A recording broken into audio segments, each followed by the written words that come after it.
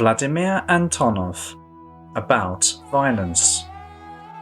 Many years ago, I had an occasion to observe the life of a young couple. They got married in church and registered their marriage in the corresponding state agency. Then she suddenly came down with a very strong flu and stayed in bed without strength. However, he, because of his young age, wanted to have a lot of sex with her at any cost. So he violated her, despite the fact that she begged him not to do this. She moaned, "Please don't do this. I feel so bad. I can die." Nevertheless, he, violating her again and again, repeated the same phrase, "Are you my wife or not?" She did not die because of this nightmare, but she understood well how deeply ethically depraved her husband was, and, after recovering, started torturing him by herself. She repeated her reproaches to him throughout the day, day after day, and asked him hundreds of times, "Don't you want to become better? You must become better." Frequent repetition of the same requests and demands is called tiresomeness. It is manifested bioenergetically as a suction of energy from the person to whom the request or demand is addressed. This is one of the inadmissible forms of violence as well. It is very difficult for victims of such tiresomeness to endure these situations. They instinctively want to tear themselves away, and if it is impossible, they can react with coarse acts of self-defense. This is what happened to that husband several times. He, having got mad, began to break dishes by throwing them to the floor, flinging against walls glass jars with canned vegetables that his wife made and stored up for winter. Everything in the room turned into a stinking rubbish heap with fragments of glass.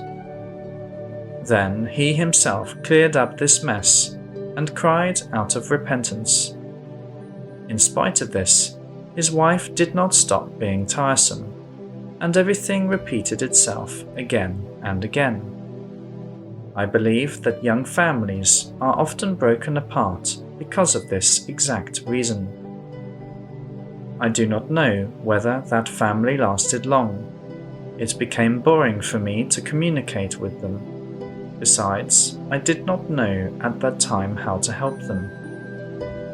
However, when I met this man years later, I got to know from him that he had become an orthodox activist, which means that he did not become better. I say so because God constantly teaches us to look, first of all, at our own defects and fight against them instead of aggressively sermoning others. Aggressiveness, violentness, and the emotional coarseness that accompanies the first two are qualities that are opposite to the qualities of our Creator, who is the subtlest one, who is love. That is why the future destiny of people who have these qualities and who oppose themselves to God is the outer darkness, where there will be weeping and gnashing of teeth. I will give you another example. A granny from a village went to some doctors. She started complaining that she had a nail in her head and asked them to remove it. The doctors did not believe her, but finally did an X-ray and, in fact, found a huge nail in her brain. "How did this happen?" they asked. The granny told them that she was trying to persuade her adult son to stop drinking vodka.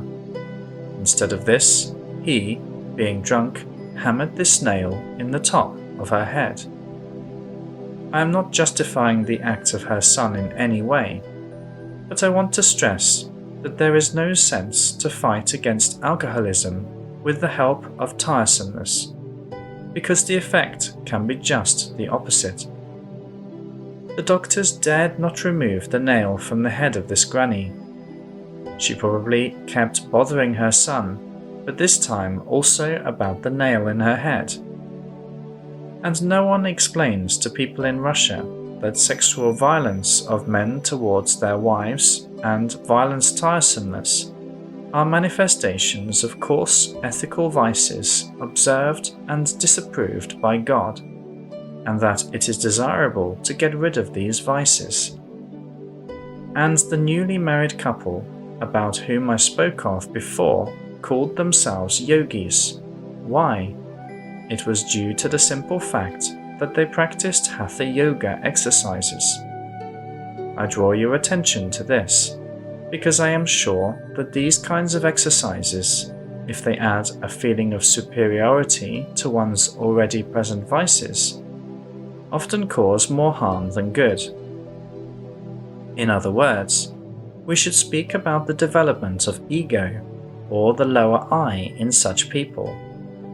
In these cases, the term vainglory is used, which means vain and groundless glorification of oneself for imaginary virtues and achievements. The truth is that spiritual development has to be started with the acquisition of general knowledge about the spiritual path and with the study of ethical principles suggested to us by God. Ethical purity is the first thing that God wants to see in us, and only to those who progress in this does He open the further path to Him. To practice different methods of self-development, such as Hatha Yoga or martial arts, is not bad on the early stages of ontogenesis. However, it is not bad only if such activity is accompanied with serious work on studying and mastering the ethical laws established for us by God. Violence, of course, is manifested not only in the sexual sphere or in the form of tiresomeness. There exist justified forms of violence towards criminals, mentally ill people, and also children, when they act in a dangerous way for themselves and for others. Another example of justified violence is peace enforcement, when masses of aggressive primitives are compelled to peace. However, there are opposite examples as well. I learned this one from a TV program. A person with intellectual disability, who was recognized as such by doctors, was recruited by a military registration and enlistment office to participate in one of the recent wars. For successful murders, he even received a medal. Soon the war was over, but he could not stop killing. He kept killing and killing until he was arrested. Other guys with intellectual disability, being accustomed to unrestricted violence on the same war, having come back to their military units, began to beat, without any external reason, other soldiers who had not participated in military operations. They practiced beating and humiliating others for no other reason than for fun. Women of any age also often become victims of such amusements. Another interesting case that I once saw is the following. A mother walked her son on a leash with a collar like a dog. What was it?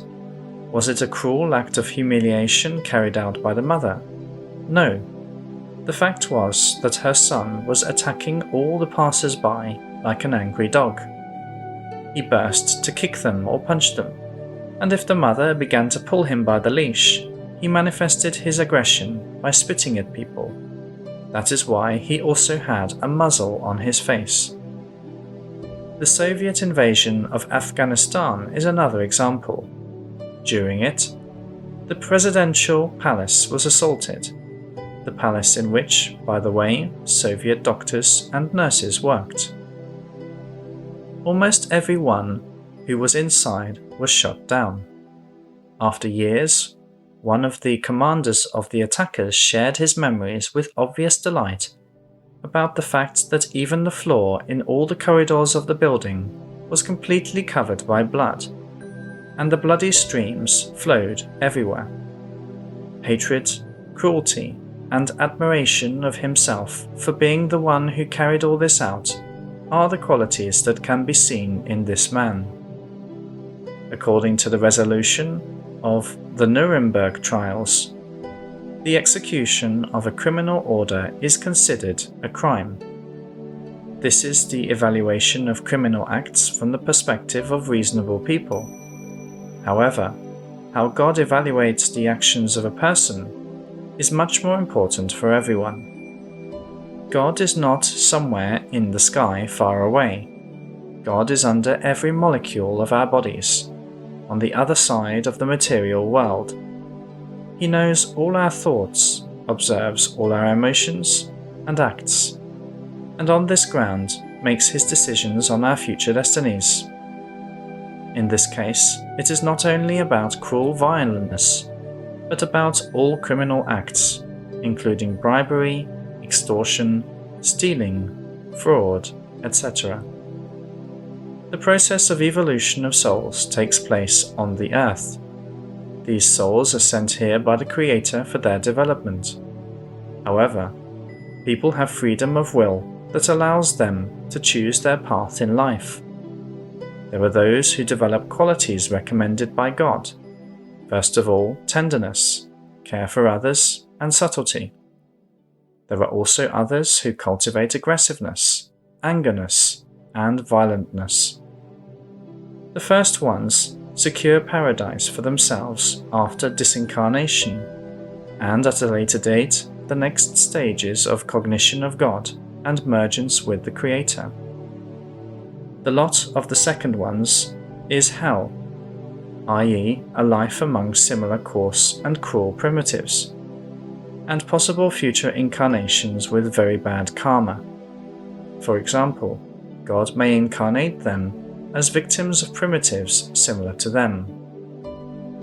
It is very important to understand that the qualities of souls can change under the influence of their upbringing. In the case of children, such upbringing can start with the explanation, using language that is understandable for them at this age, that God exists and that He has sent all of us to live on the earth so that we can learn to be as He wants us to be.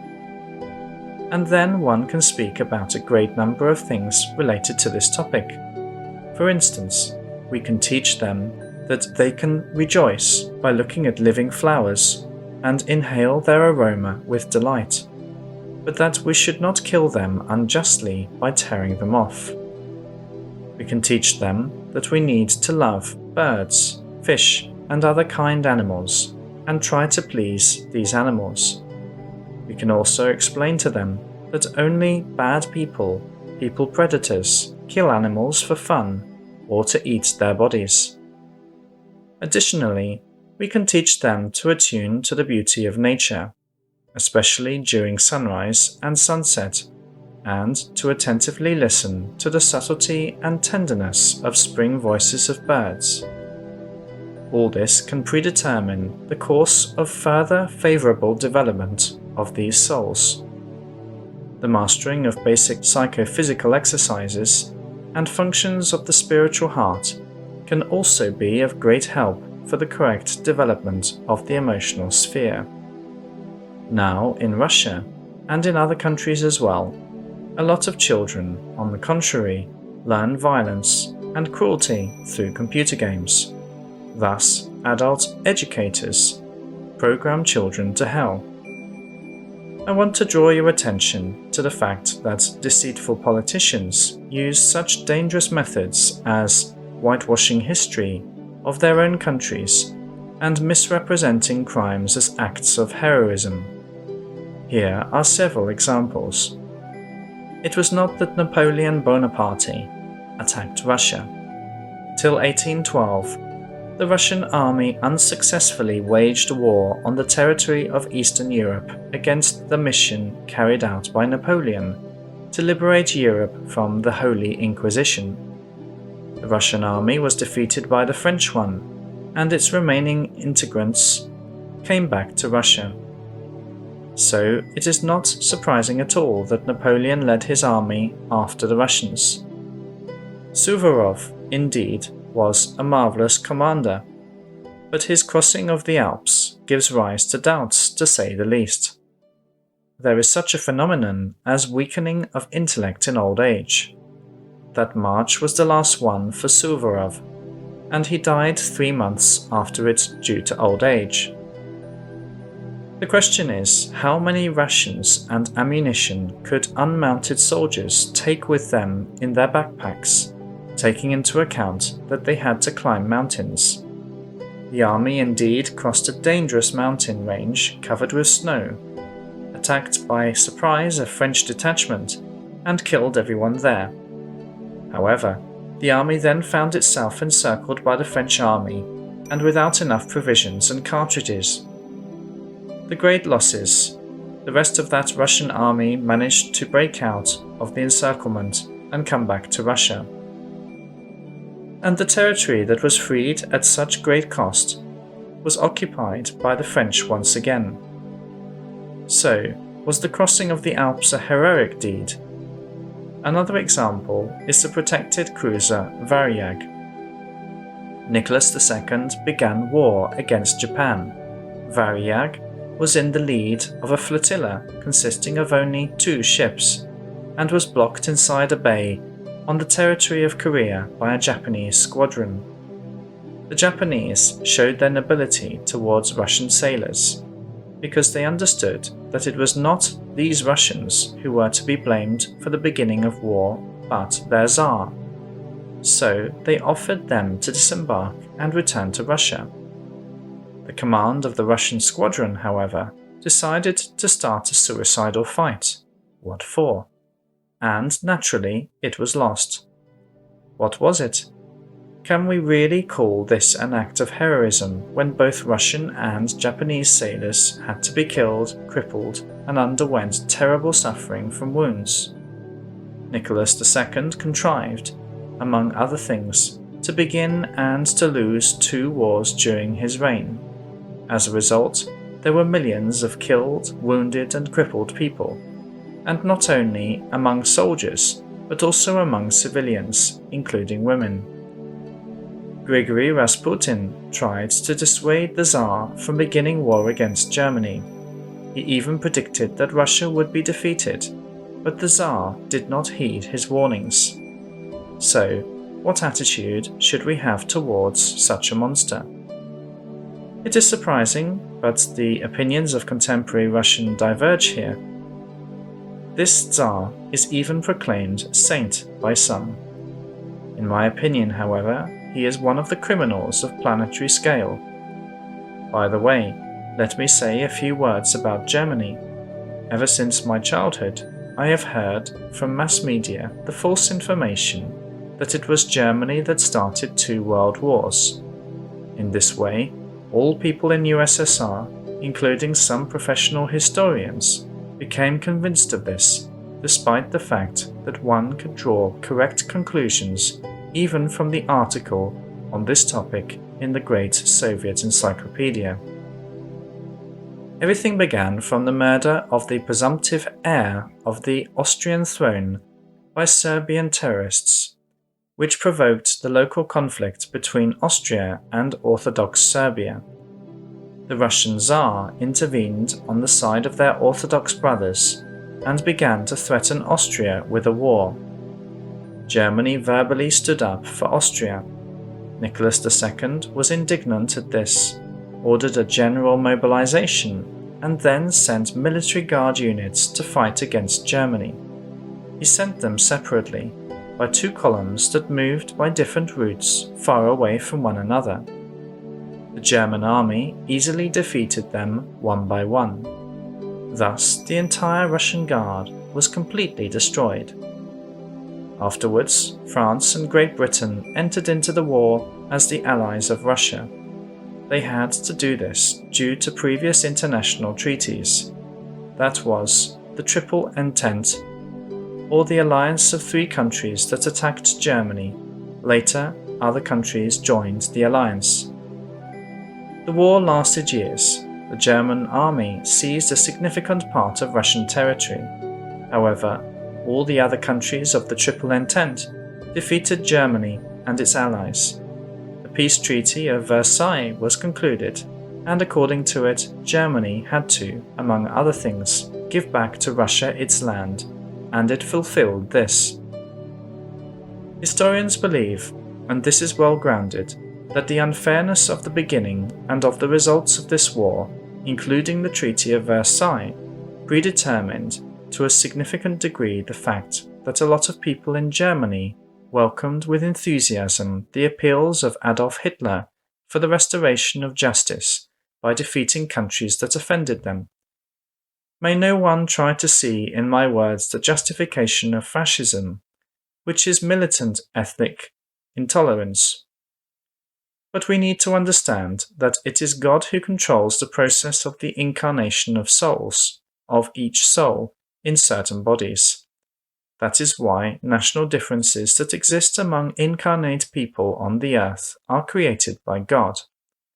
And negative attitudes towards certain people because of their nationality are the rejection of the actions of God, the opposition to Him, and the animosity against Him.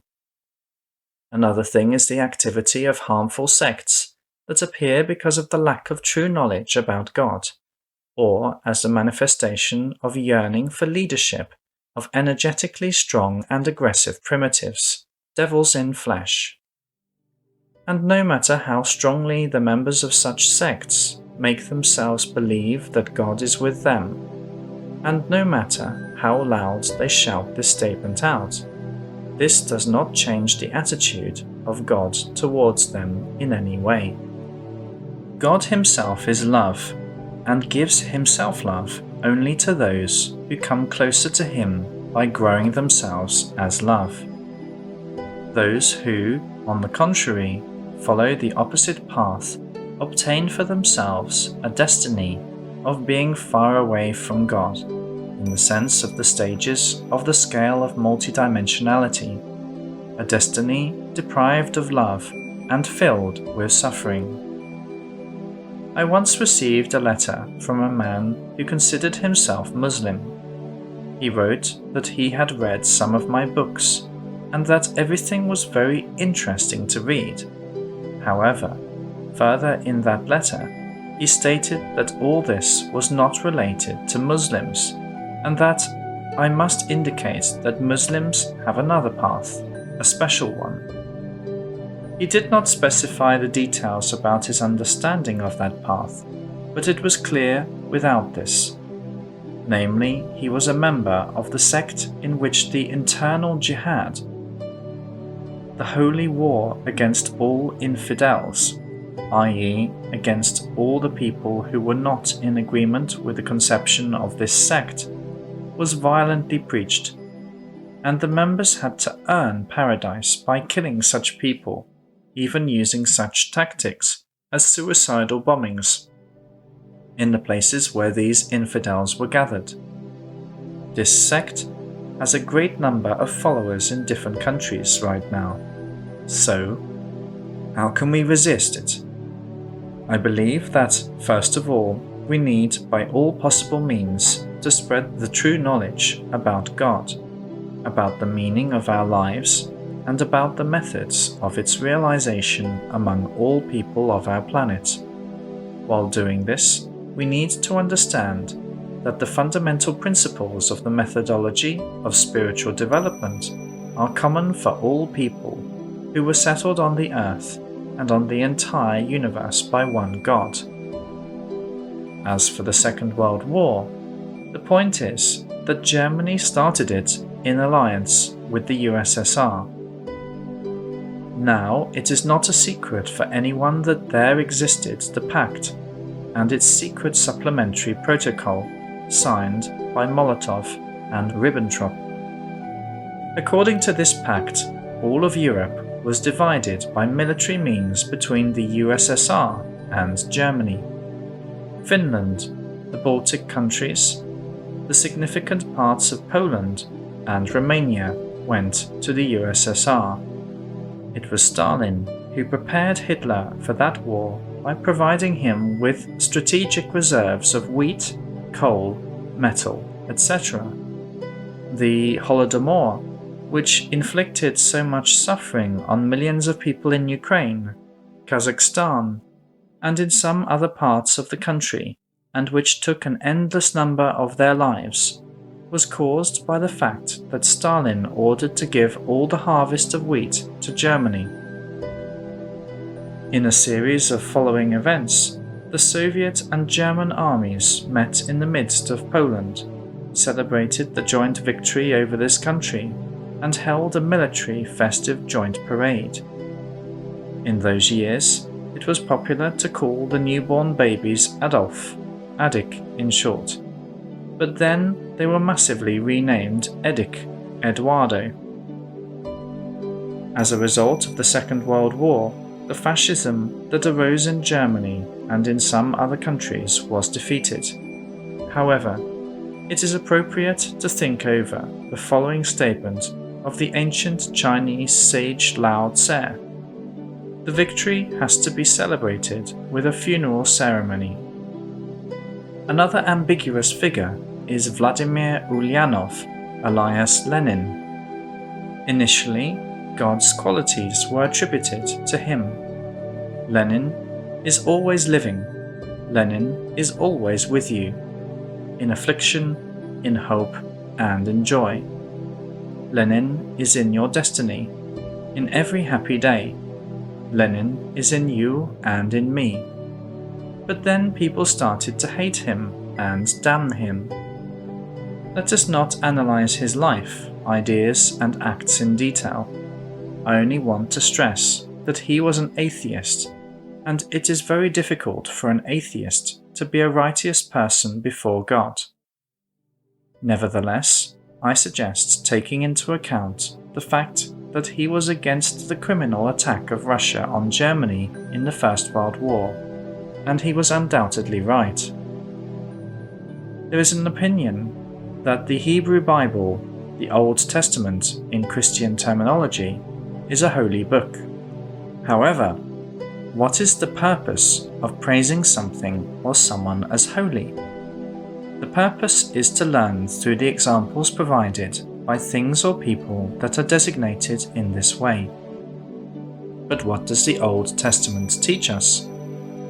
It begins with an absolutely worthless fairy tale about the creation of the world, and then another absurd fairy tale about Adam and Eve follows.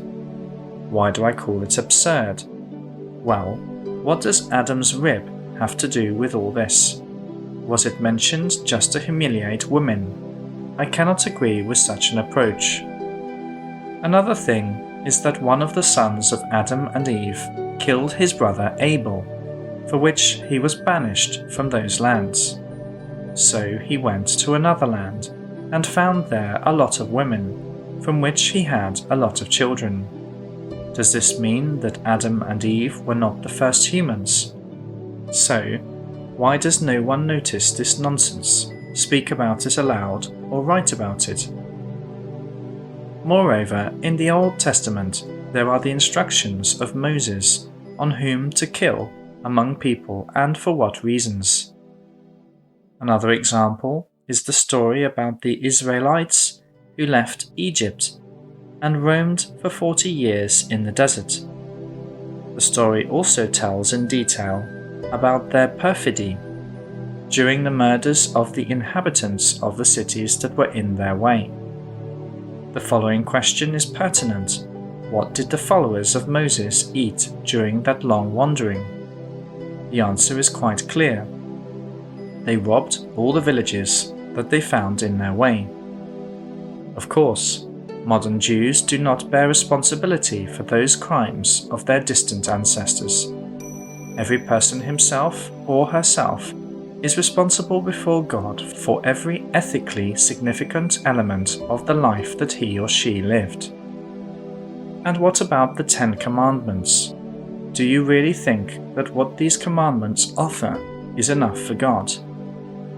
By the way, have we paid attention to the fact that Moses was the first who violated the commandment, "You shall not kill"? And after that, very few people recalled this commandment, especially with regard to animals.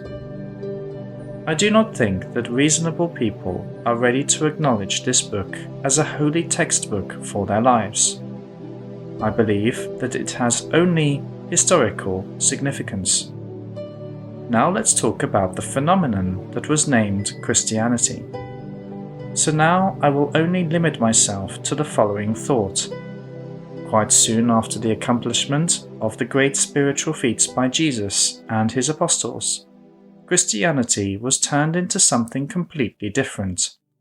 Although it maintains the same name, I mean the Holy Inquisition. In order to whitewash the history of Russia, Russian historians emphasized that the annihilation of heretics, including by burning them alive, took place only in Western Europe. But no, the same thing happened in Russia right up to the Lenin Revolution of 1917. You can find more details about this in the relevant historical literature.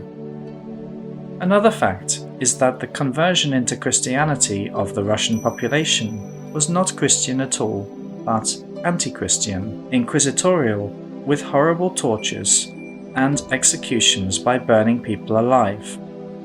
I had to present many times in literature the thought that the real Christianity does not consist in accepting baptism and then participating in rites, but in the fulfillment of the great teachings of Jesus Christ. In my younger days of this life, when I conducted a spiritual search, I did not manage to find any organization among those which call themselves Christian where the teachings of God presented to us through Jesus Christ and his apostles were seriously studied. Therefore, God himself offered me to make a literary analysis of these teachings so that this analysis would be handy for studying. And because I was the first person who used this analysis for his own development, Jesus and other Holy Spirits helped me to recognize God in almost all his manifestations. To set all one's hopes only upon the corporeal forms of activity in religious and semi-religious groups and organizations is a very dangerous phenomenon, because everyone can easily superimpose any ideology, including a criminal one, on such an activity. And it is not by accident that the New Testament was hidden from the population of Russia for centuries after the Christianization of Russia. Why? Because people could find the truth, which was not in the plans of their pastors, who implanted only the practice of prayer and rites. What for? For material profit and for maintaining and strengthening their own social prestige. But God wants something completely different from us. We can briefly formulate that he needs us to cleanse ourselves from the vices, defects of the soul, and then rush towards the Creator by loving him. There is such a phenomenon inside existing religious movements as fundamentalism. It manifests itself practically in the violent instilling of external religious attributes into the masses of believers. For example, it is imposed how they must dress their bodies, which indeed has no positive significance at all. It is not important because one can directly communicate with God wearing any kind of clothes or even without clothes at all. Thus, in some countries in which the most primitive sectarian Islam is spread, women do not even have a right to sunbathe and to swim in the sea or in other natural bodies of water. On the contrary, even in the strongest summer tropical heat, they have to dress their bodies in black, shapeless garment that covers even their faces. And how did it happen that a male circumcision appeared? Does it have any positive meaning for the inhabitants of civilized cities and villages? A long time ago, one man who was respected in his neighborhood got sick with thrush. One of the typical symptoms of this very unpleasant disease is that the inflamed tissue of genitals at the border between the skin and the mucous membrane shrinks, being pierced by the numerous hyphae of a pathogenic fungus. If one tries to stretch such skin, it breaks and forms small chaps, which causes sharp pain. This results in the inability to uncover the glans penis. In the case of women, the entrance into the vagina completely closes.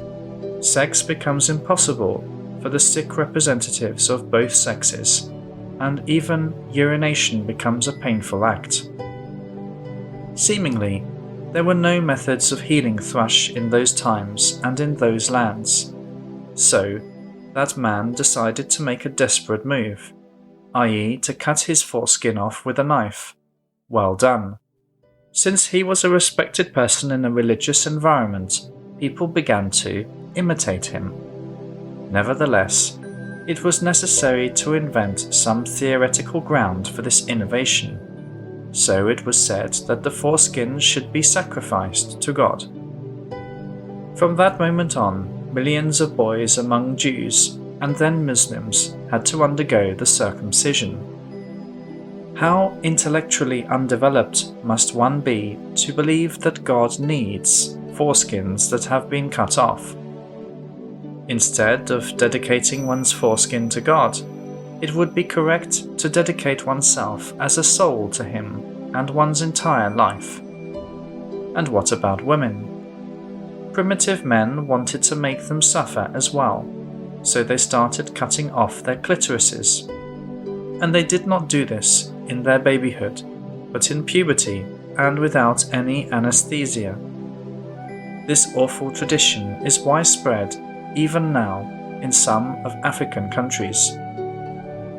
Even at present, aggressive primitives inculcate into half-educated youth and weak-minded adults the idea that to violently compel people to follow stupid religious rules is the fulfillment of their duty before God. In this way, sects are formed whose worldview is based on hatred, violence, murders, etc. Why do I write about all this? Someone can exclaim that it is unpleasant to read such things. However, I believe that it is useful for everyone to know about the existing evil. This is one of the lessons of psychology given to us so that we can learn to distinguish good and evil, so that we may not become, due to our ignorance, the victims of evil or, even worse, its adherents.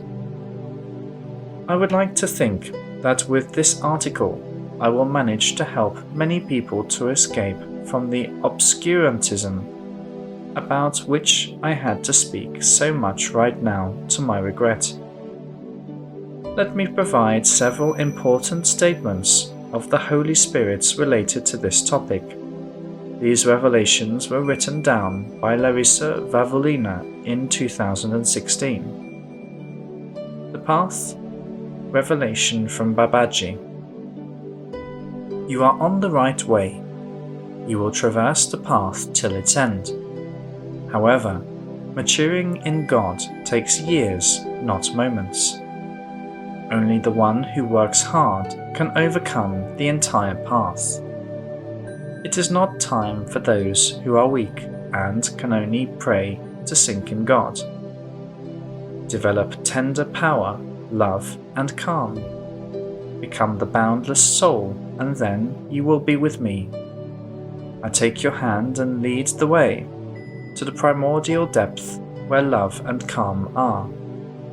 Only those who are pure souls will overcome the entire path by aspiring to become perfect and sink in me. About upbringing, revelation from Pythagoras. I want to speak about the upbringing of children and adults as well. An educator can achieve success only if he or she addresses the soul directly. It is so because it is necessary to bring up a soul, the real essence of every person, and not the body. To bring up means, among other things, to nourish with love. This is the food that the soul primarily needs for its correct growth. The body also should be trained so that it can serve well to the needs of the soul. It is important to understand for everyone that emotions serve as food for the growth of the soul. Emotions are the states of the soul with which it unconsciously reacts to the external influences of the surrounding world, or which it produces itself. Emotions arise and are maintained in special energy centers called chakras. Thus, the warmth of love is born in the Anahata chakra. This chakra is the most important. You spoke a lot about chakras, their functions, and how to work with them in your books and films. That is why there is no sense to repeat this. To maintain the purity and development of the chakras is the duty of every incarnate person. And one more thing, life is simple and harmonious if there is love for God in it. About the straight path, revelation from Thoth the Atlantean. How can I hear and understand you better? No words are needed for the communication between pure and developed consciousnesses. Everything is clear without them. If the words are to be formed, I have to enter your body and visit your brain. However, for this, your mind has to be open and directed to me, and your individual thinking has to be temporarily switched off. Otherwise, the precision of the perception of the information will be disturbed by you. I want to speak with everyone about the straight path to the home of the universal God. May all those who have started this path know the fundamental rules of it. Go always only forward till the end. Never divert the attention from the main goal of the path. Learn to separate that which is external from that which is internal, and keep in mind that the external is ordered by the internal. Be open for the cognition of the primordial one. Be loving and tender. Be brave and resolute. Be attentive and careful. Be firm and patient. Be humble. Accept and fulfill the supreme will. Aspire for the mergence with the primordial one and for the service to him within your strengths.